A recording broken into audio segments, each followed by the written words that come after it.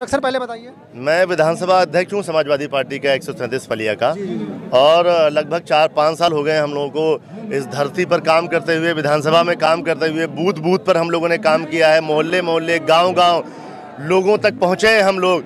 और वर्तमान में आप देख लीजिए कि कहीं विकास के नाम पर आप पत्रकार साथी हैं, मैं आपके माध्यम से भी कहीं कहना चाह रहा हूं कि आप पूरे पलिया विधानसभा 137 में घूम आइए। आप घूमे भी होंगे, कहीं भी कोई आप सड़क देखी होगी आपने, कोई पुल देखा हो, कोई रपटा देखा हो, शिक्षा का स्तर देखा हो, इस तरीके से कोई भी काम भारतीय जनता पार्टी के लोगों ने तो सर काम करेंगे। मैं एक सवाल कर रहा हूं, जैसा बेरोजगारी महंगाई को लेके जनता परेशान है, गांव में आज सिलेंडर उसका रखा हुआ है, वो नहीं भरा पा रहा है, तो हम चाहते हैं इस संबंध में आप बताइए इसको कैसे दूर करेंगे, या हर सरकार की तरह इसमें भी यही रहेगा? देखिए सुनिए, जो सिलेंडर की बात है, वो सिलेंडर जो है वो उज्ज्वला योजना भारतीय जनता पार्टी लेकर के आई थी, और हम लोग भी इसी चीज़ का विरोध करते रहे कि जब 350 का सिलेंडर था तब महंगाई डायन खाई जाती थी, और अब महंगाई भाजपा के लिए डार्लिंग हो गई है। तो कहीं ना कहीं जब हम ये बात कर रहे हैं, हम रोज़गार देने की बात कर रहे हैं, जब हम व्यवसाय देने की बात कर रहे हैं, तो जब हम आपको रोज़गार दे देंगे, जब हम व्यवसाय आपको देंगे, तो भले इन लोगों ने महंगाई चरम सीमा तक पहुंचा दी है, लेकिन हम लोग प्रयास करेंगे कि वो जितनी महंगाई इन्होंने किया है, अगर हम रोज़गार दे रहे हैं, आपकी जेब में पैसा होगा, तो आप कम से कम उस चीज़ को भी अपने साथ में जोड़ सकते हो। महंगाई सस्ती हो सकती है, भाजपा की डार्लिंग महंगाई हो गई। सर मैं ये जानना चाह रहा हूँ कि आप पैसा देंगे, सिलेंडर और आयात के साथ जो तेल है, डीजल, इसको महंगा कर देंगे? कैसे महंगा कर देंगे, कैसे महंगा कर देंगे? आप देखिए वो हमारी जो गवर्नमेंट है वो उसकी नीति बनेगी, और उसके ऊपर जितने भी टैक्सेस हैं जो उत्तर प्रदेश सरकार ने अनावश्यक तरीके से लगा रखे हैं, उन टैक्सेस को भी कम किया जाएगा। और बिजली की व्यवस्था जिस तरीके से सपा सरकार में जब अखिलेश जी थे और तमाम सारे पावर स्टेशन थे, पावर प्लांट्स थे, वो बंद थे।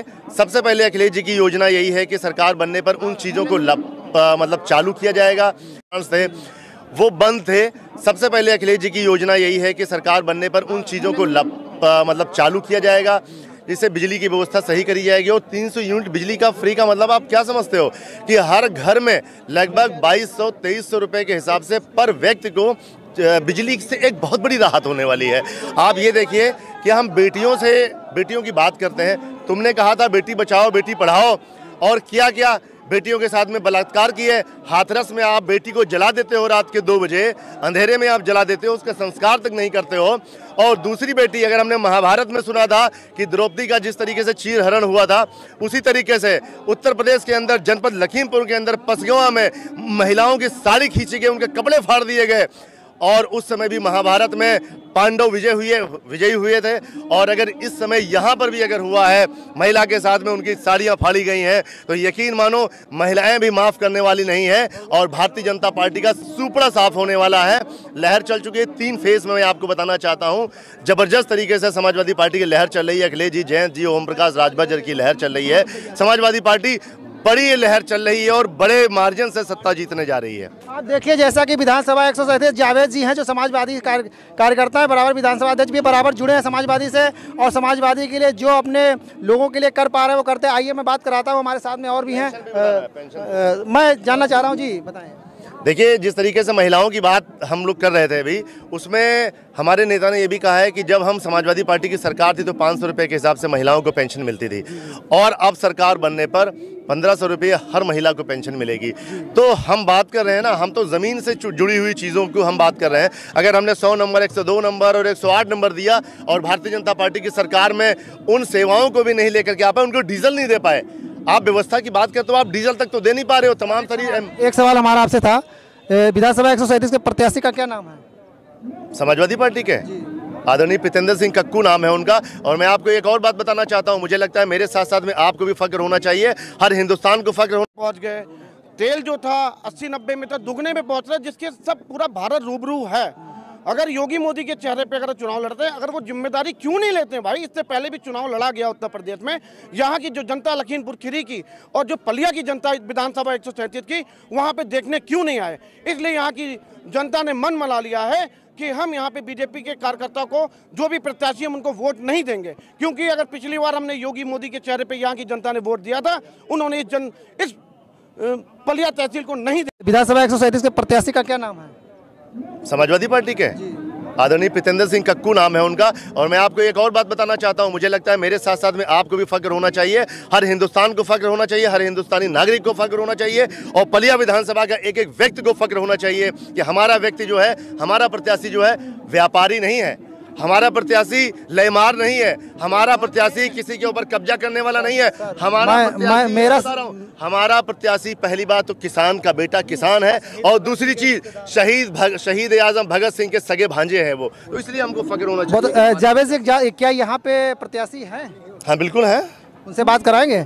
जैसा एक सवाल है media, print media, electronic media का सवाल है कि आपके विधानसभा 137 के प्रत्याशी हैं, वो पत्रकारों से रूबरू नहीं हो रहे हैं, कोई भी इंटरव्यू नहीं दिए हैं अभी तक, और मुझे लग रहा है कोई भी चैनल पे अभी उनका इंटरव्यू देखा भी नहीं गया है। अगर कुछ है तो बताएं, कौन से चैनल पे उनका इंटरव्यू? तमाम सारे आप मैं चैनल की बात करूं। मुझे चैनल क्या ANB है और लोकल के जो भी चैनल्स हैं, जो भी यूट्यूब चैनल है, न्यूज़ 24 है, इंडिया TV है। नहीं सर, आपका नहीं चला न्यूज़ 24 पे? नहीं चला, बिल्कुल चला है न्यूज़, आप पता करिए हमारे सामने। ये बराबर शिकायत थी। आज जावेद जी दूर, मैं मिलूंगा जो प्रत्याशी है उनसे मिलूंगा, और जावेद जी विधानसभा अध्यक्ष, ये बात भी कराएंगे उनका। एक बात और भी कहना चाहता हूँ, एक जिम्मेदार नागरिक के होने में आपसे एक बात ये करना चाहता हूँ कि पत्रकारों के ऊपर भी गोलियां चली, पत्रकारों का भी उत्पीड़न इस भारतीय जनता पार्टी की सरकार में हुआ। और अगर आप निष्पक्ष पत्रकार हैं, ये कतई मत सोचिए कि हमारे साथ में कौन है, अगर आप इस भारतीय जनता पार्टी का सच सामने ना ला पाए तो मुझे लगता है कि हमको और आपको भी हमारी नस्लें माफ नहीं कर पाए।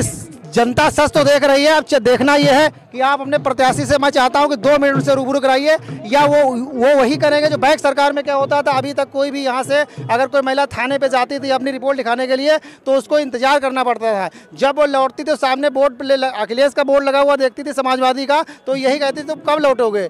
ये सपना वो सच करेंगे या वही चलता रहेगा? मैं बात कराऊंगा जी, मैं जावेद जी, मैं लौटूंगा नहीं। मेरी बात सुन लीजिए आप, हमारे क्षेत्र में जिस तरीके से बड़ी समस्याएं थी कि जो कॉलोनियां थी जनता पार्टी की सरकार में हुआ, और अगर आप निष्पक्ष पत्रकार हैं, ये कतई मत सोचिए कि हमारे साथ में कौन है, अगर आप इस भारतीय जनता पार्टी का सच सामने ना ला पाए तो मुझे लगता है कि हमको और आपको भी हमारी नस्लें माफ नहीं कर पाए।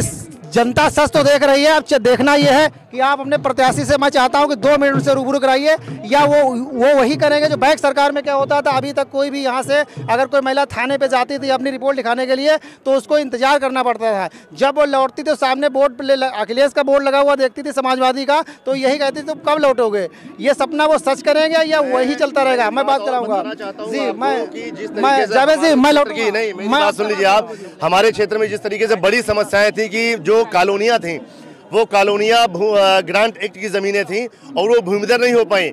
हमारे यहाँ बाढ़ की और सुहेली की सबसे बड़ी समस्या है, इसलिए जब हमारे यहाँ परसों अखिलेश जी हमारे लखीमपुर में आए थे तो हमारा प्रत्याशी जो अभी विधायक नहीं बने हैं, लेकिन उनको हमारे यहाँ की समस्याओं के बारे में मालूम था। उन्होंने मंच के ऊपर आदरणीय अखिलेश जी से ग्रांट एक्ट की ज़मीनों के बारे में और सुहेली और शारदा की सफाई के बारे में, बाढ़ की जब बात बताई तो हमारे नेता आदरणीय अखिलेश जी ने मंच से घोषणा करके गए हैं कि सरकार बनने पर ग्रांट एक्ट की जो जमीन है उनको भूमिधर किया जाएगा और जो समस्या बाढ़ की उससे भी नहीं।